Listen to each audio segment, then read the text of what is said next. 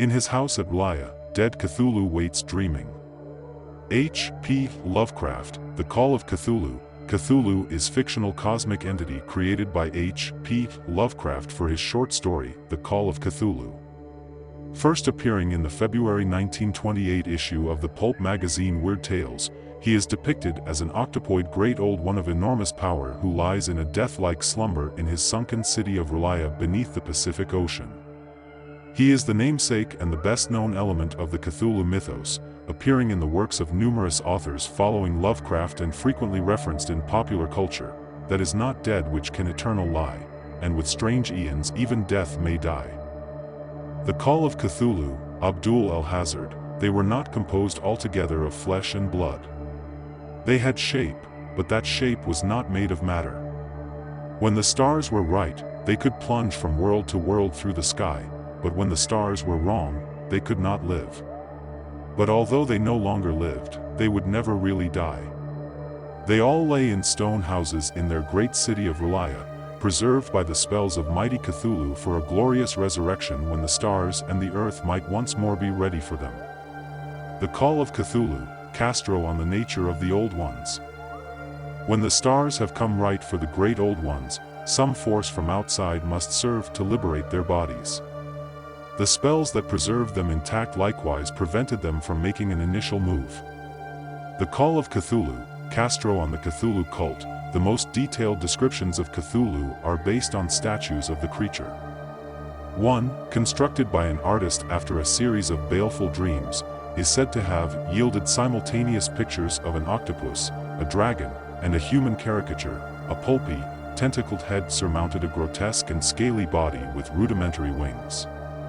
The Call of Cthulhu, another, recovered by police from a raid on a murderous cult, represented a monster of vaguely anthropoid outline, but with an octopus-like head whose face was a mass of feelers, a scaly, rubbery-looking body, prodigious claws on hind and fore feet, and long, narrow wings behind.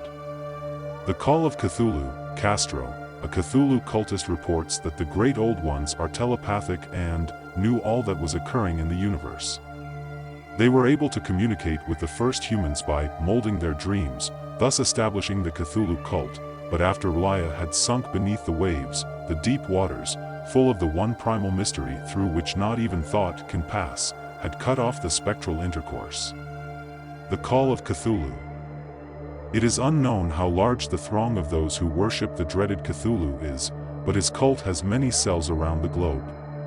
The cult is noted for chanting its horrid phrase or ritual, Phnglui Mglwnaf Cthulhu R'lyeh Gonagulfdane, which translates as, in his house at R'lyeh dead Cthulhu waits dreaming.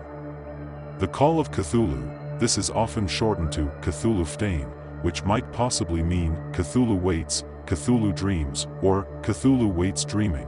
When the creature finally appears, the story says that the thing cannot be described, but it is called the green, sticky spawn of the stars, with flabby claws, and an awful squid head with writhing feelers. Johansson's phrase, a mountain walked or stumbled, gives a sense of the creature's scale. The Call of Cthulhu, this is corroborated by Wilcox's dreams, which touched wildly on a gigantic thing miles high which walked or lumbered about. Cthulhu is depicted as having a worldwide cult centered in Arabia, with followers in regions as far-flung as Greenland and Louisiana. The Call of Cthulhu, there are leaders of the cult in the mountains of China who are said to be immortal. Cthulhu is described by some of these cultists as the great priest of the great old ones who lived ages before there were any men, and who came to the young world out of the sky. The Call of Cthulhu. Cthulhu is also worshipped by the non-human creatures known as Deep Ones.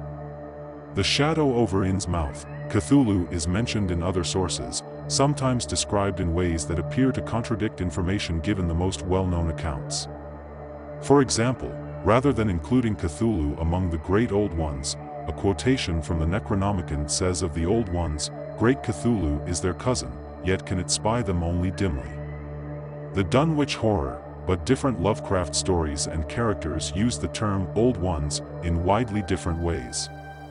Human explorers in Antarctica discovered an ancient city, for example, where the Old Ones are described as a species of extraterrestrials, also known as Elder Things, who were at war with Cthulhu and his relatives or allies.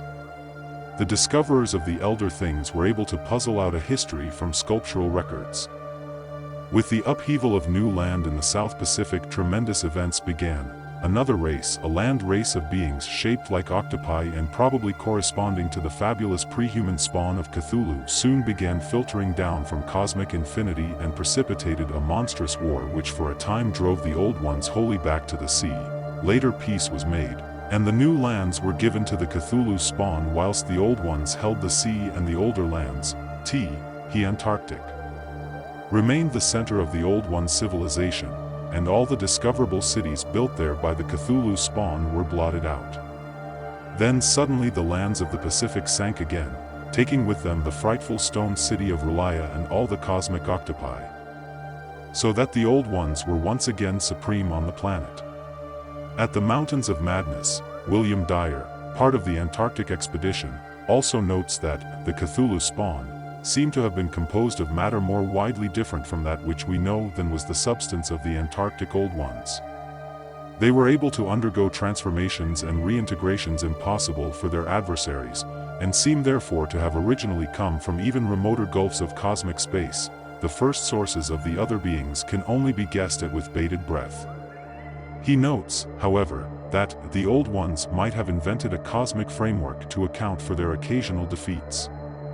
HPL, at the Mountains of Madness, other stories have the Elder Things' enemies repeat this cosmic framework. In another account, The Whisperer in Darkness, there is a reference to the fearful myths antedating the coming of man to the earth, the Yog-Sothoth and Cthulhu cycles, which are hinted at in the Necronomicon. That suggests that Cthulhu is one of the entities worshipped by the alien Migo race, and repeats the Elder Things' claim that the Migo share his unknown material compositions. Cthulhu's advent is also connected, in some unknown fashion, with supernovae, or possibly metaphorical stars, such as major historical figures. I learned whence Cthulhu first came, and why half the great temporary stars of history had flared forth. The story mentions in passing that some humans call the Migo, the Old Ones, the Whisperer in Darkness. Investigations into the cult activity in Innsmouth, Massachusetts has revealed that Cthulhu is also worshipped by the non-human creatures known as Deep Ones. The shadow over Innsmouth, with the revelation of writing detailing his relations, we have learned that Cthulhu descends from Yog-Sothoth, possibly having been born on Vurel, in the 23rd nebula. He mated with Idya on the planet Zoth. His offspring are Gatanathoa, Ithogtha, Zathamag, and Thilla. The Cthulhu Mythos Encyclopedia, 3rd edition, according to correspondence between Lovecraft and fellow author James F. Morton, Cthulhu's parent is the deity Nug, itself the offspring of Yog-Sothoth and Shub-Niggurath. Lovecraft includes a fanciful family tree in which he himself descends from Cthulhu via Shorash-Ho, Yogash the Ghoul, Kba the Serpent, and Goth the Burrower. Selected letters of H.P. Lovecraft. Lovecraft transcribed the pronunciation of Cthulhu as Chtulhu, although S.T. Joshi points out, however, that Lovecraft gave several differing pronunciations on different occasions. The Call of Cthulhu and Other Weird Stories, the first syllable of Chtulhu is pronounced gutturally and very thickly. The U is about like that in full, and the first syllable is not unlike Chtul in sound, hence the H represents the guttural thickness. Selected letters V, according to Lovecraft, this is merely the closest that the human vocal apparatus can come to reproducing the syllables of an alien language. Long after Lovecraft's death, the pronunciation Kthoolu became common, and the game Call of Cthulhu endorsed it. Cthulhu has served as direct inspiration for many modern artists and sculptors. Prominent artists that produced renderings of this creature include, but are not limited to, Paul Carrick, Stephen Hickman, Kevin Evans, Dave Carson, Francois Launette and Ursula Vernon. Multiple sculptural depictions of Cthulhu exist, one of the most noteworthy being Stephen Hickman's Cthulhu statue, which has been featured in the Spectrum Annual and is exhibited in display cabinets in the John Hay Library of Brown University of Providence. This statue of Cthulhu often serves as a separate object of inspiration for many works, most recent of which are the Cthulhu worshipper amulets manufactured by a Russian jeweler. For some time, replicas of Hickman's Cthulhu statuette were produced by Bowen Designs, but are currently not available for sale. Today, Hickman's Cthulhu statue can only be obtained on eBay and other auctions.